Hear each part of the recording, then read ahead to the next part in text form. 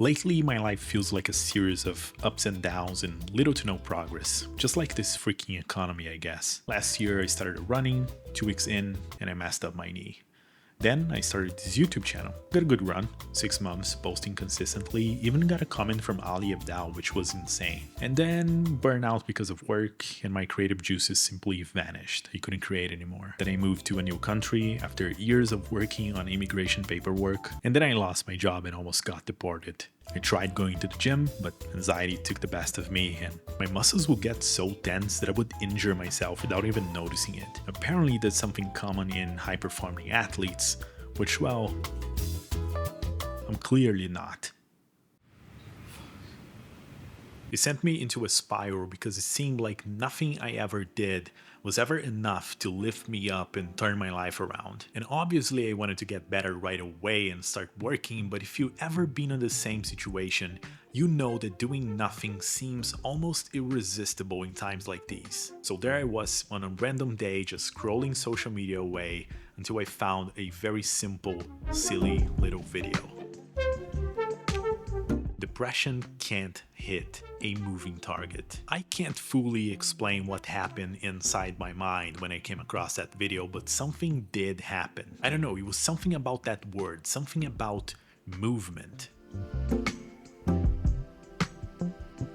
You see, anxiety and depression is something that I deal with on a daily basis for a long time, and it does keep me stuck in place from time to time without movement. And it makes me remember the good old days, you know, playing football, running fast, enjoying youth, but it also makes me feel regret for the things that I didn't do while I could, because, well, I'm 31 now, and I definitely feel that. And to be honest with you, the only coping mechanism that I developed over the years, or at least the only one that works for me, is creativity, is making things, like this videos right here, for example. But the fact is, I was very tired, mentally and physically tired. That's why making videos was a no-go for me for a while here, because I simply didn't know how to regain the confidence to start creating again. So what do you do when you don't know what to do? Well, remember that silly little video?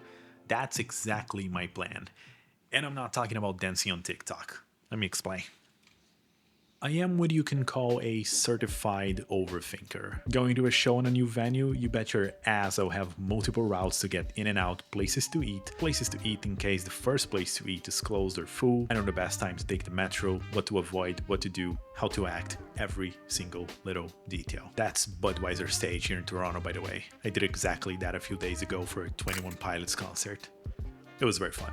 And the bad part about being an overthinker is that sometimes I get so many choices about so many stuff that I end up not doing any of them. Then I get anxious, even more depressed, and that cycle repeats itself many times. I really cannot begin to explain how much that affects my day-to-day life, but I'm sure a lot of you will understand. It's like my whole body wants to make stuff, it wants to create, but there's a lock somewhere in my mind that keeps me from taking the first step, and I simply can't find the fucking keys to unlock it. That, of course, was until I found that silly little video. Let's just say that that video gave me a lot of ideas, but first, let's get outside.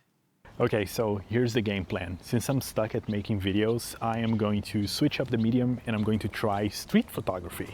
Now, I am not good at photography and I'm not good at getting out of the house either. And I think that's why I chose this. It's, I think, part of the challenge, because I have to somehow prove to myself that I can do this, that I'm not like broken in any sense. Okay, there are a few ground rules to this challenge. The first one is that I cannot be using my quote-unquote big camera. I will going to be doing everything on my phone. This is just a normal iPhone. Okay, so I want to get a shot of that thing right there. There's a lot of cars going around, but you can go. I'm going to be aiming for 1 picture a day. Obviously, I'm going to take more pictures, as you guys can see in the video, but the goal is to have at least 1 good picture. Like, doesn't have to be good, but just something to have movement that we were talking about. Always trying to remember the mantra of depression cannot hit a moving target.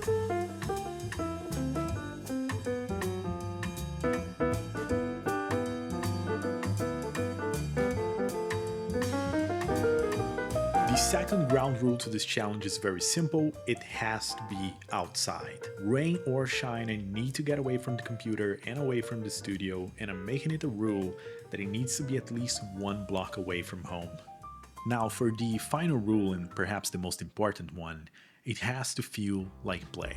Not everything here on this challenge needs to be serious or even productive. I want to be able to laugh at the pictures I take, to cringe at what I create, and honestly just have fun.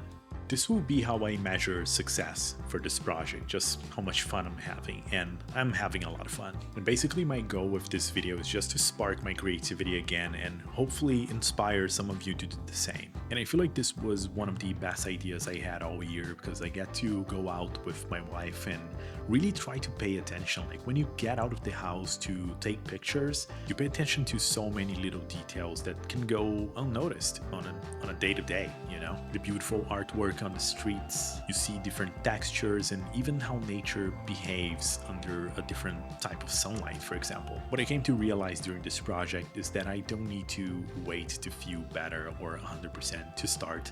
I don't need the perfect idea or the perfect moment. And looking back on it right now, of all of the pictures that I have, a lot of them are just bad pictures, but that's still proof that I'm alive and in motion, and that I could do it. You know, I could create again, and it helped me so much in regaining the confidence that I was talking about to start creating again for this channel. Because you know what, depression and anxiety, it won't disappear, but every time I move, they have to chase me. And the more I move, it's harder for them to catch me. And I guess that's the plan moving forward for this channel, is just to keep moving, even slowly, even badly sometimes, but after all, depression cannot hit a moving target.